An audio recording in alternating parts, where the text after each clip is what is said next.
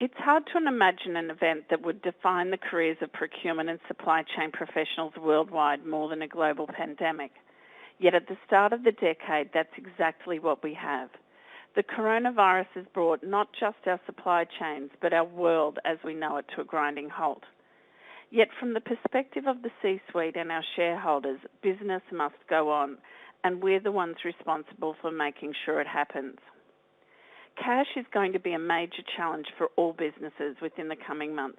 With revenue severely impacted through the literal shutdown of business, the lumpiness of supply and demand will make the flow of money, not just goods and services, unpredictable. So with our objective at Procurious being to help you crowdsource confidence during the coronavirus crisis, we have assembled 2 cash experts to help us understand the forthcoming cash crunch and what you can do to successfully navigate the months ahead. Let me introduce today's speakers. Sean Kraklau is based in Colorado and is a principal and the Western Region practice leader for the Hackett Group, an intellectual property-based strategic consultancy and leading enterprise benchmarking and best practices digital transformation firm. Hackett's services include offering digital transformation, including robotic process automation and enterprise cloud application implementation. Sean has over 25 years of direct experience and has assisted over 500 executives from companies ranging in size from $5 million local startups to $150 billion global conglomerates in a variety of industries. Chris Lynch has been the CFO at 2 of the world's largest mining companies, a CFO at an international toll road business, and been on the board of both BHP and Rio Tinto, as well as the Australian Football Commission. He has worked across 6 continents and lived in 3 countries and has a proven track record in balance sheet restructuring and management, capital expenditure evaluation and control, cost reduction, merger and acquisition, delivery and integration, and strong control processes. Chris is a clear strategic thinker and is able to simplify complex situations into key variables and actions required. He is very well regarded by the investment community as someone who delivers on undertakings and tells it like it is, which I'm sure he's going to do with us today. So let's get down to business, gentlemen. Thank you for both joining me today. Chris, why don't we start with you? What's happening in the market right now, and are we heading for a cash crunch? Well, I think we're definitely heading for a cash crunch. The business world's been turned upside down by this pandemic, so the global economy is in uncharted territory in many ways. So the key really is what's going to be our response across our community, our company, and our careers. But it's a multi-generational issue. A lot of the responses are going to generate future challenges for various governments and companies to address as well. So this is uncharted territory, in my view. I don't want to make you feel old, but you have been in business for 50 years.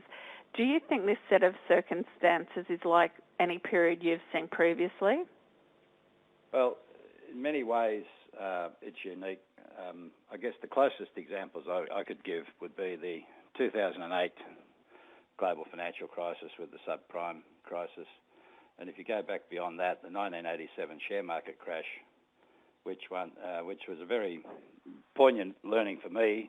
I was on a roadshow for a cash rights issue the night that Wall Street crashed in the Australian term. So that one came home very, very personally. So, but those are the only 2 circumstances. I suppose you could talk a bit about the dot-com boom, but that was something or the crash of the dot-coms in the early part of this century. But no, I think this is something that's quite unique in terms of the global spread of it. Sean, what's your view of what's happening in the market right now? I would agree with Chris that I think in many cases the crisis, the pandemic that has brought on has been unprecedented in terms of how fast it's come up. And I think it's really tested companies' ability to be agile as well as to move to kind of a different operating model. And of course, in the immediate term, that's meant, how many of their workers can work from home, instantly reviewing kind of any trough plans or plans that they had for fall-offs in revenue or changes in demand. But from what I've seen, most companies were just not prepared for how quickly it came on and frankly, how quickly things ground to a halt. And I think that that's really what I'm seeing is that a lot of executives are trying now to move beyond business continuity planning and what do they do there into, what should they be doing in kind of the near term into the mid and then long term, and trying not to cut too much, frankly, from their companies because they know there is going to be a bounce back. And everything that we're hearing both from our clients as well as you're seeing in the financial press is that there will be, whether it's a U or a V-shaped curve, there's going to be a tremendous spike in demand coming out of this. And I think that whipsaw effect is something that companies are really concerned about in terms of how they react to that in the short term, probably going into Q3, and then how much of this revenue change and frankly the change in kind of the channels they operate in and their the customer base that they're working with, maybe a lot of suppliers not in business that they've done business with before, so supply risk is going to have to be reevaluated in its entirety.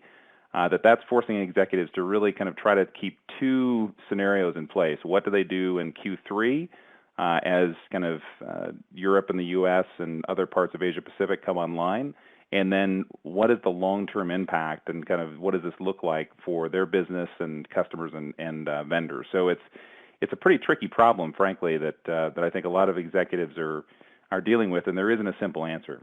So so anyway, I would just say that this is something that is really tasking the executive teams and the boards of the companies that we're working with. Absolutely. So, Chris, if you were a CFO, what would you be doing right now? Okay, so this is really the CFO's time to step forward, and the focus has got to be cash, cash, cash, nothing but cash, and that relentless sort of view to cash. And that's in terms of both the current. I mean, the immediate thing is survival. So that's the first hurdle. The second one is preparation for the recovery that we've just talked about. And I think that's really the time now. But focus on cash and lead the organisation through that cash flow analysis. We've talked a lot about thinking the unthinkable on Procurious and at our Big Ideas Summit, thanks to Nick Gowing and his body of work. And I think it's interesting to think about the psychology of leadership right now. Chris, do you want to give us an insight to what's happening, what could potentially be happening in some of the boardrooms right now, and, what leadership under pressure really looks like? Yeah, well, it is fascinating. I've been in this position a few different places, but look, at the senior level, it's a normal distribution of personalities, probably with a little bit more sort of to the high achievement sort of need people. But some people lead, some follow, and some duck under the wave, hoping that this will pass and that they won't have to really be worried too much about it. But internally, the issue really is around to get the organisation focused on a very, very simple message, and that's really about this. In the CFO's view, it would be the cash generation abilities and those sorts of things, but get the focus on it, get accountability assigned to it. But people will be all over the place. And then there's a whole raft of external relationships that have got to be managed on the way through this. With banks are going to be vitally important for most, or banks and lenders are going to be important for most companies. Regulators are going to come into play, and you can't forget the fact that we've all still got shareholders out there that need to be their interests need to be preserved and well managed. And so there's a whole raft of issues to think about there. But in the main, I think it's a fairly easy thing to rally around when there's a crisis. No one wants to waste a crisis, and it's important to get in and get leadership established early, get a very, very clear focus into the organisation, and then relentless follow-up coming out of that. Sean, in your white paper, you talk a lot about decision-making under conditions of high uncertainty and how it requires taking calculated risks predicated on imperfect and ever-changing data. We all know what that means. Can you talk to this? I certainly can. A lot of what we're seeing with companies today is, and it's back to that, the agility and the speed at which they're operating, and that starts with the information they're getting.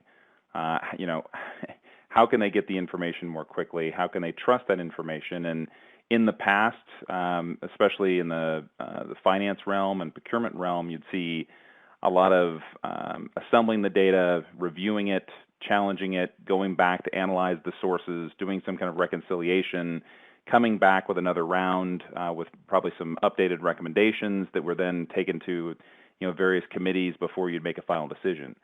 And in today's environment, I'd had one executive had said that they had put their company through more change in the last 30 days than they had the last 10 years.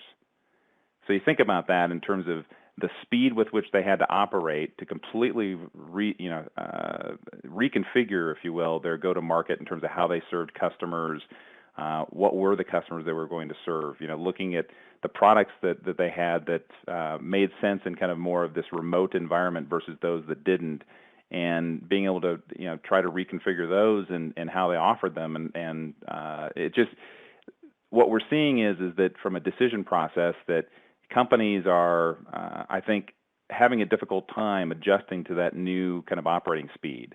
And in particular, for years we've said that companies need to do more work around using imperfect data and using ranges as opposed to absolute numbers to make decisions.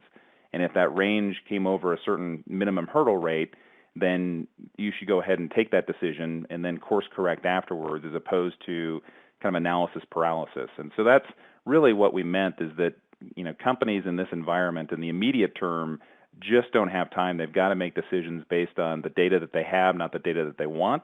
They don't have time to go back and kind of reanalyze, reforecast, and frankly, so it's a series of calculated risks that they're having to take right now in the immediate term.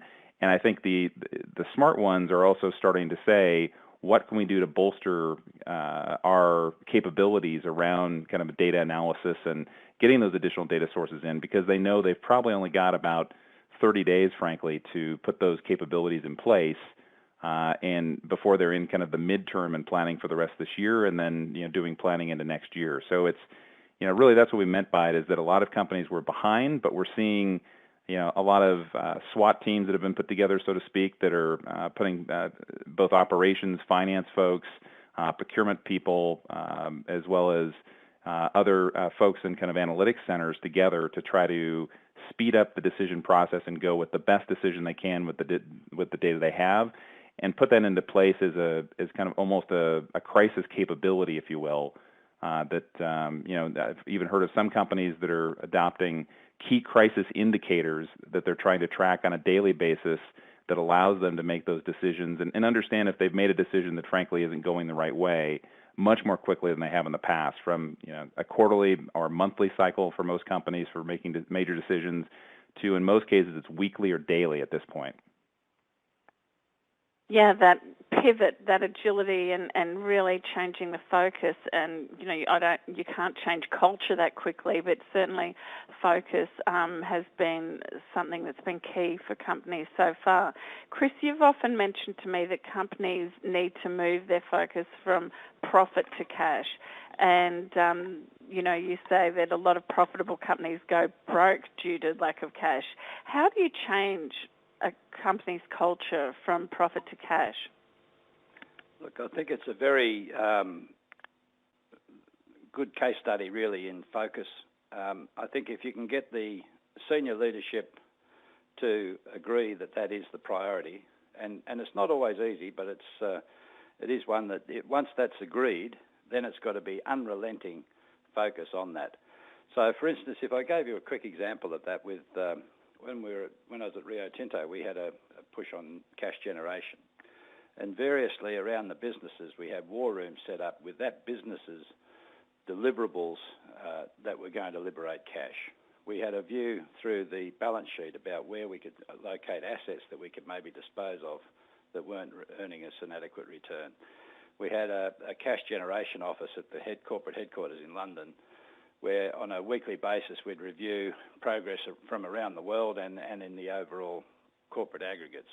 So the key really is around getting the messaging very, very clear and having an unrelenting focus on deliverables and specific accountabilities for delivering.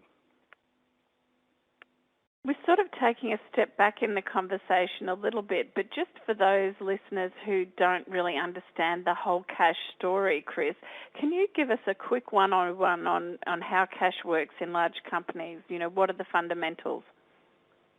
Yeah, well, I guess it's really the total supply chain from if you start with the company's customers and sort of what's the revenue line look like? What's the time between our delivery of product and receipt of cash?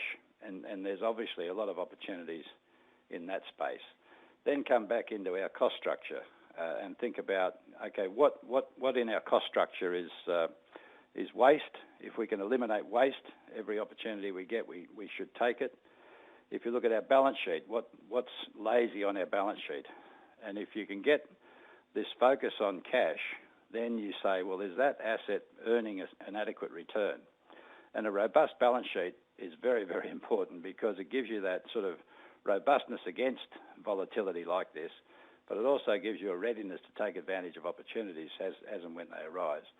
And then back with our suppliers, our inputs to our business. What in the past or in an easy environment, you're probably talking about, can I get a different price? Can I get a different payment terms? Those types of issues now. But today we've got to be thinking about, are our critical suppliers going to survive? And what's our role in making sure that they do if they're mission critical for our business and the overall, our share of the economy? So it's cash is everywhere in the business and nothing is off limits.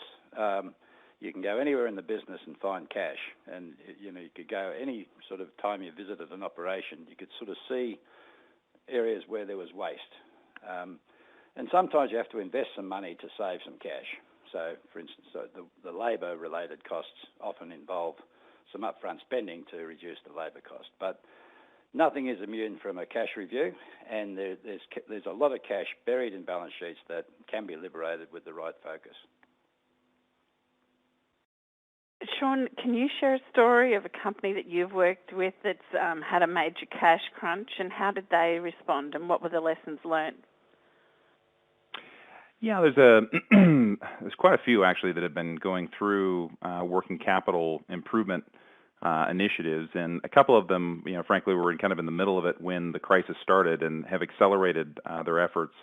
But one that we've been working with is an oil and gas services company that was really looking to strengthen the balance sheet, and obviously for some of the things we've talked about, particularly around liquidity risk and the inability to, if you've got debt that's coming due, in most cases, companies' financial picture has worsened, which means that your ability to get to refinance that debt or roll that debt over at a reasonable rate is becoming very, very difficult. So it's in this particular company's case, it was forcing them to say, how can we do a better job of strengthening the balance sheet? In the oil and gas industry has been one of the hardest hit by the crisis. It was already in kind of a pricing war that only exacerbated the situation when the crisis hit. So it is one that that's probably suffered more than most. But what they really did is they looked at saying that they had significant delays in both billing, and they had unbilled AR that was quite high,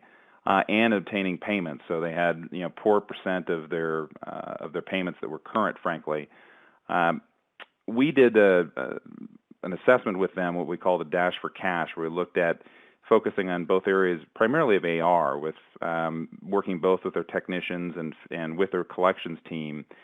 And what we found, some of the things that they were doing were, they had lack of formal processes to sign off and enable billing. So they were delaying billing in many cases they shouldn't have. They had low cash awareness. And I think, Chris had commented on that earlier, that having a cash culture, if you will, or a cash-aware culture is one of the biggest things that we see in the companies that are successful versus those that aren't.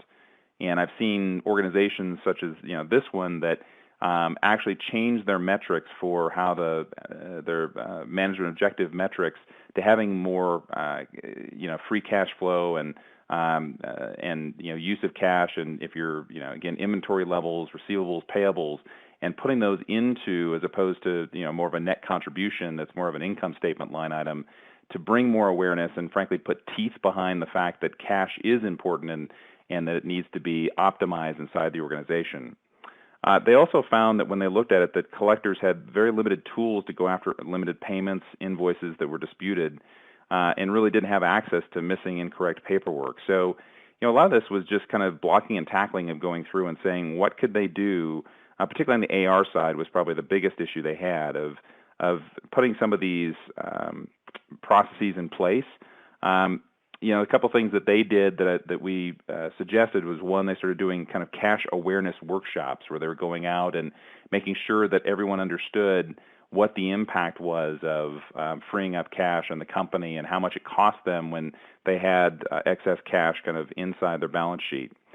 They went after and defined standard processes with SLAs, as I mentioned, particularly around more cash-oriented SLAs or cash-impacted SLAs. And they went to a weekly scorecard to show unbilled and days and kind of value by representatives so that they could make it personal, basically, to the people in the company. The other side that we looked at kind of fast-tracking selected invoices through the dispute process. We looked at kind of collectors giving individual cash targets and daily actions to report on, so really trying to increase the cadence for the collection processes. And really, this was to drive both motivation and activity.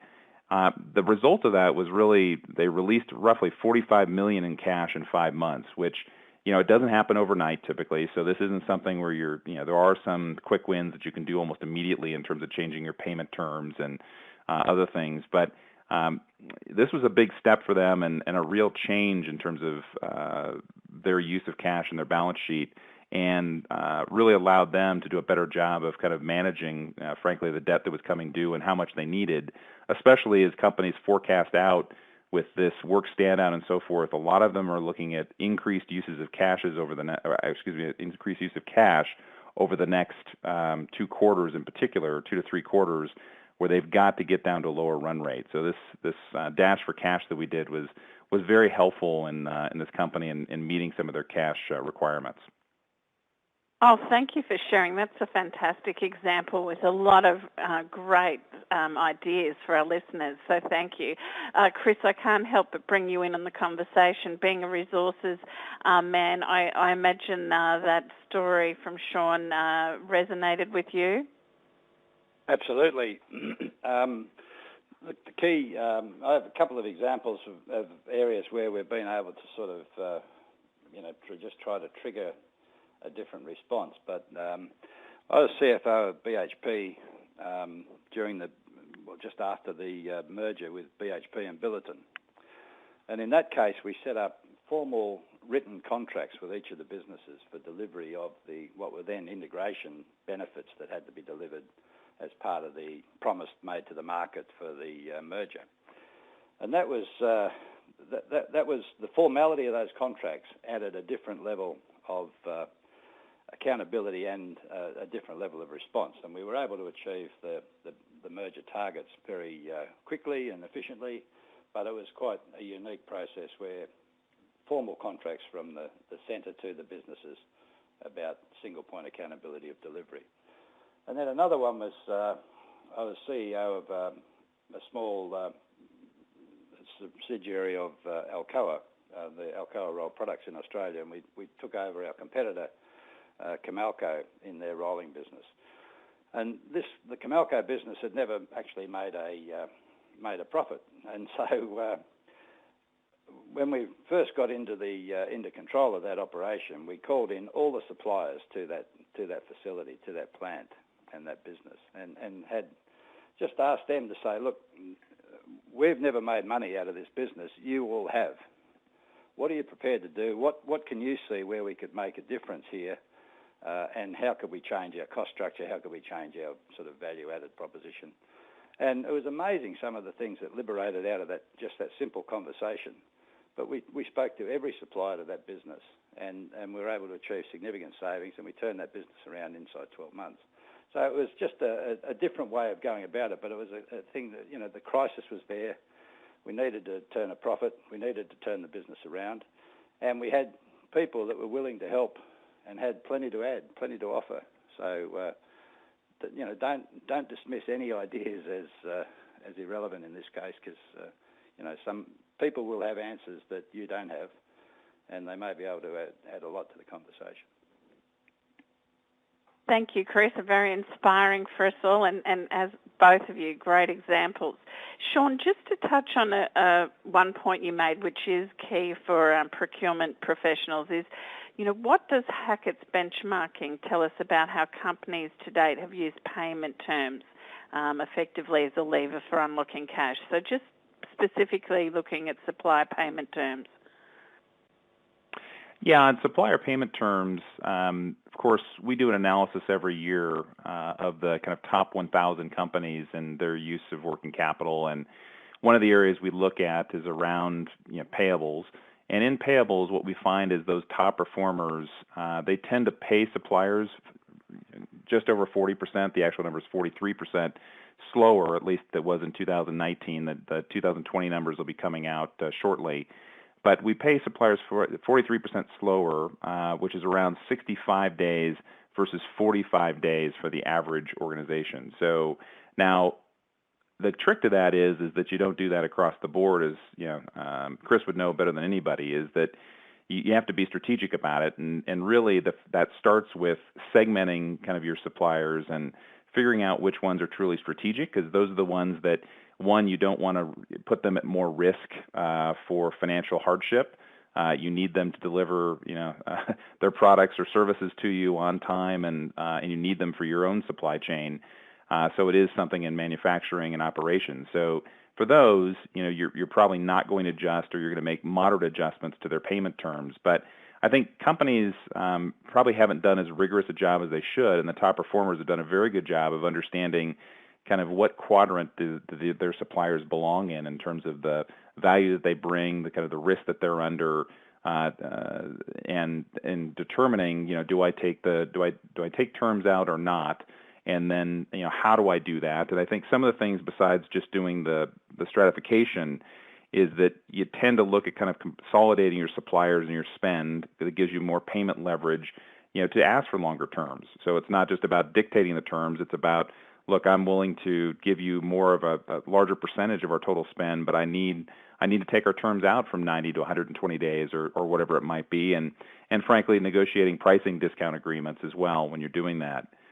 Looking at establishing the trade-off model to determine where discount terms are more favorable than extended payment terms. A lot of times they're just an assumption that you should take them, but in many cases that doesn't make sense, and you're better off to put them on extended terms as opposed to paying quickly.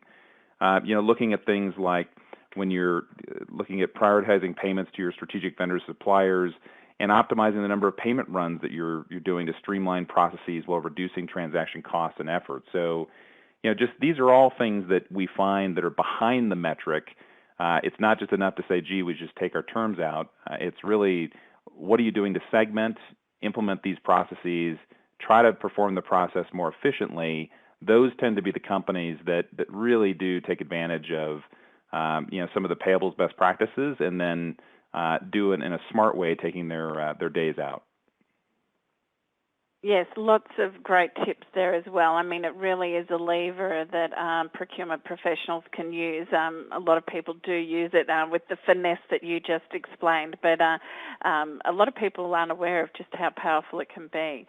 Sean and Chris, I was now going to sort of move the conversation to, where is the cash? Where can people find the cash? And I feel like we've kind of given everyone a lot of tips already, but I will ask a specific question. Sean, we'll start with you. In the report, you sort of, to quote, you said, accessing sources of excess cash within current working capital management practices will mitigate the impact and help organisations support their supply chains in weathering the storm. U.S. companies had $1.3 trillion tied up in excess working capital during 2019, an increase over the previous year.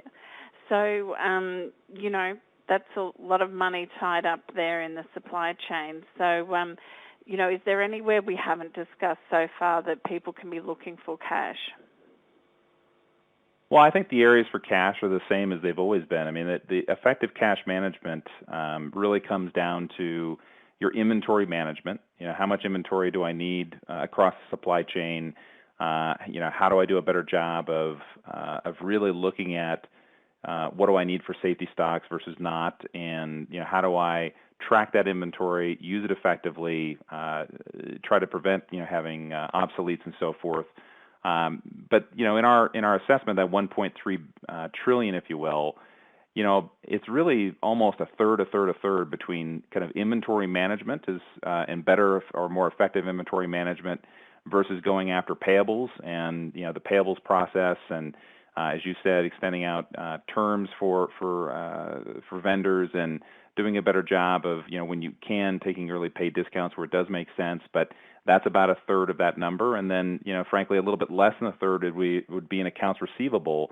Whether that be on the collection side or looking up front in terms of, again, the way that you're handling kind of unbilled and so forth, and trying to get invoices out the door as quickly as you can, and frankly as accurately as you can, so you get them paid the first time. So I don't think there's no in working capital, at least from what I've seen. Maybe Chris has seen something different, but the ideas have been out there for quite a while. I think what's really missing is a lot of companies just don't focus on it from an execution standpoint, and this crisis, like past crises, but I think even more acutely, is going to have companies really trying to catch up basically in addressing all three of those working capital opportunity areas. Chris, what are your thoughts, and where do you go to find cash in a company? Well, nowhere is immune. Nothing is immune from review, and particularly in this sort of environment. I think the situation in a normal sort of global market, you have a different set of levers than you do today. And today, with the crisis that we're facing at the moment, you do have to keep a good eye on the viability of your key interface people. So, suppliers in the past where it might have been you could be cavalier about how you extended payment terms. Today, you might need to shorten them in order to ensure that a critical supplier survives. And so I think there's that sort of accountability's got to be there. But really, wherever you look in a company, you will see an opportunity for cash, either cash generation, cash liberation, or cash reduction, and cash cost reduction. And for some very, very simple examples right now, one of them's been done for us because it's very, very hard to travel anywhere as we speak. But if you look at any company's budgets for travel and accommodation and the like, they're always, I'm yet to see one that's not, they're always fat. So Transurban, by way of example, I used to run a process where we'd say the month of July, no one travels. And if you must travel in July, you've got to get my specific approval. I was CEO at the time. And the amount of time that liberated for people from not getting on a plane, getting on a phone or getting on a video conference or whatever, but the amount of time it liberated for people was one thing. The cost was almost incidental to it. And we found that July ban extended well into August and sometimes into September, where people just chose not to travel because they realised that they didn't actually need to do it. A lot of those things that get baked into the wallpaper of a company have to be challenged, and a crisis is a great time to challenge them. How difficult is it, Chris, to actually get a clear line of sight on cash? I mean, I guess it's easier if you're CFO, but if we've got our heads of supply chain or heads of procurement out there listening, what are some of the things they can do to actually get visibility of what's happening with the cash and also their role in it? Yeah, this is a very, very important part of the process. So the overall aggregates are quite easy. You can get at the top of the company, you can sort of see the overall global cash balance and those sorts of things on a daily basis. It's very, very simple. The number's there. You can see it, and it happens every day. The key, though, really is around not so much what today is, but what's going to be happening next week, next month, and so on. And the only way you can get a line of sight to that, from my experience, has been what are the actions that people are taking out in the field, out wherever the interface happens. What are the actions that they're taking and planning to take, and how is delivery against those actions happening, and how is it being monitored and reported on? So I used the example earlier about the war rooms, but that was so mission critical in the Rio Tinto example, where each of the businesses had a setup. They weren't dictated, but they all came up with a way of monitoring the activity that was going on to generate cash reductions, cash cost reductions, the activity that was there to generate cash inflows, and who was accountable for them, what was required this week, this month, was it happening, what was the delivery from it. And that sort of focus has got to be unrelenting, and it only comes when everybody gets the clear and unequivocal message from the top that this is really important and it's mission critical for the company. So I think it's sort of, at the aggregate level, it's quite easy to sort of see it, but the key issue you want to be focused on is what's coming next. What are the next several periods looking like, and who's doing things to make sure that the outcome's a positive outcome for us. But to Sean's point, we really don't know what's coming next at the moment, do we? So, I mean, what are some tips for staying agile? Well, we don't know what's coming from the external impositions. What we can be working on, and I think the other thing that's important here in a strategic sense and a tactical response sense is that not everybody can work on every problem. Not everybody needs to be worried about the big problem. People have to, people's work has to be specific to what they can actually control and deliver against. And that's what we've got to get the focus on inside the organisation, is what can I do in my part of the business to deliver positive outcomes here. And that may have to be redirected in the future and the like. That's fine. That's going to be the external imposition. But people, let's not confuse our organisations with the overwhelming rather than the things that they can control and can action against. You've often said that senior leadership doesn't have all the answers. They look to their people for that. But at the moment, if you're a CPO or head of supply chain, you may not have the answers. But, how can people sort of step up and show their leadership capability and add value? Look, I think the key thing there is that we've got to make sure that that people at all levels of the organisation don't assume that the top end's got all the answers. That that they've got the questions, they've got they've got where they might want to end up, but they may not have the path to that answer, and they're looking for those answers from the organisation. And if the answers aren't there, they're looking for people with energy about the questions. And that if you can demonstrate that energy to the leadership of your organisation, that is huge in terms of both getting the right response and getting the right outcomes, but also in terms of when people review what goes on in these crises, they're going to look back and say, okay, who were the people that were actually coming forward with energy about solving problems rather than sort of raising problems? Yeah. Thanks, Chris. Sean, what type of aggressive cost-out actions have you seen? And you have already shared a few. And are people doing it fast enough? Well, I mean, I think the easy answer is to say no, but I'm not sure anybody could be expected to do it fast enough in today's environment. I mean, look, this is unprecedented, as you'd kind of hinted at earlier, is that, and I think what we're seeing though is that the companies, Chris mentioned earlier the war room, and I think that that war room response is something that we have seen the companies that are and setting up a cadence of how they go through and not having every team kind of focused on the various areas, but having them focus on their areas of expertise, but having a centralized team that coordinates across kind of, what is operations and supply chain doing versus and procurement leadership versus what's in many cases the CFO and the CFO's team may be coordinating at the top of that war room, but then having folks that are out in sales and working with big customers and trying to understand what orders are going to stay, which ones are going to push, and are there ways to kind of redo that allow them to be successful. But in terms of cost reduction, what we've seen is a lot of companies that have been delaying hiring.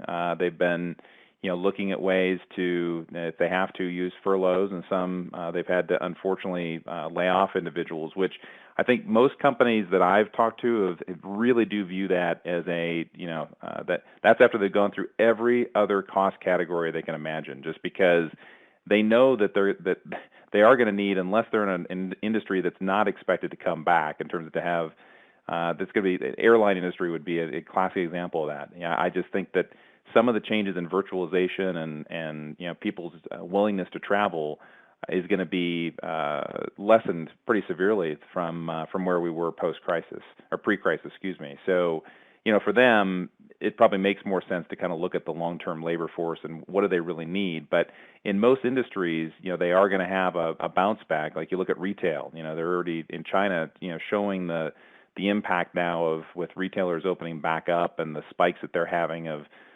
kind of demand that hasn't been met that they're now going to capture in Q2 for the U.S. and for Europe. That'll probably be more like a Q3 response. But anyway, so labor probably being the last, but I would agree. Travel, entertainment expense, hiring freezes, looking at every operating expense category. A lot of professional services spend. Frankly, where are we spending it? I would say one area, though, that I've been surprised at with the clients that we work with is technology spend, which you could say that a lot of companies have, and I'm sure Chris went through this in his experience, large ERP or databases or other large kind of technologies. Maybe it's a automated travel entertainment expense system. But what I've seen is most of those that are underway, the companies actually are trying to accelerate because they realize that that's a lever that they can use to drop kind of the manual work that they have and reallocate, reassign, employees to different areas, and that it will help them in the long term for them to be also more agile than they have been in the past. So that's been one that's been actually it's very interesting. It's kind of a tale of two cities in some ways, where you see in the professional services world that a lot of companies are pulling back this immediately to say, how much consulting work do we need right now, because we're kind of in the sky is falling and business continuity planning, and they're just starting to get more into what does my long-term operating model look like. But on the other side, they're saying, you know what, these 2021 is not good enough to get the system in. We've got to get it done by the end of the year. And what do we need to do that? And we're willing to reallocate funds.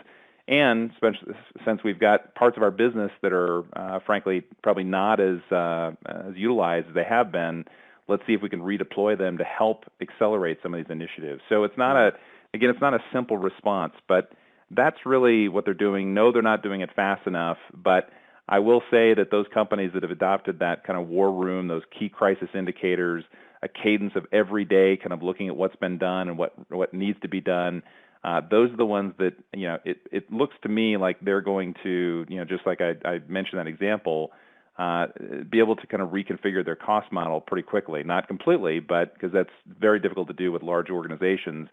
But I think they're far ahead of some of the other companies that are still probably in a little bit of, I think they're in a little bit of panic mode still, frankly, in terms of not, and frozen because they don't know what the future holds. As opposed to figuring out what they think the most likely case is, and then trying to change the cost model to adapt to that. Yeah, great comments, Sean, and I think we'll bring this to a close. I'll just ask you both a question about the future, but I do love this term, don't waste a crisis, and everything that you've both shared today just highlights that this is a great opportunity to recalibrate your business, but also recalibrate your career and to make sure that you're really adding value and to step up during this crisis. So, there's lots of opportunities for the business, for the community, and for our careers. So, just as a final wrap-up, Sean, Chris, what do you think success will look like? And if we're looking back in a year's time or 5 years' time, what should people be hoping that they've either done or changed during this period? Sean, why don't we start with you? Yeah, I think that if we look back on this, it'll be the companies that were thoughtful about their response in the immediate term and didn't go too far, but yet did take the actions that were necessary, and they did it in a very methodical and thoughtful way, but did it quickly.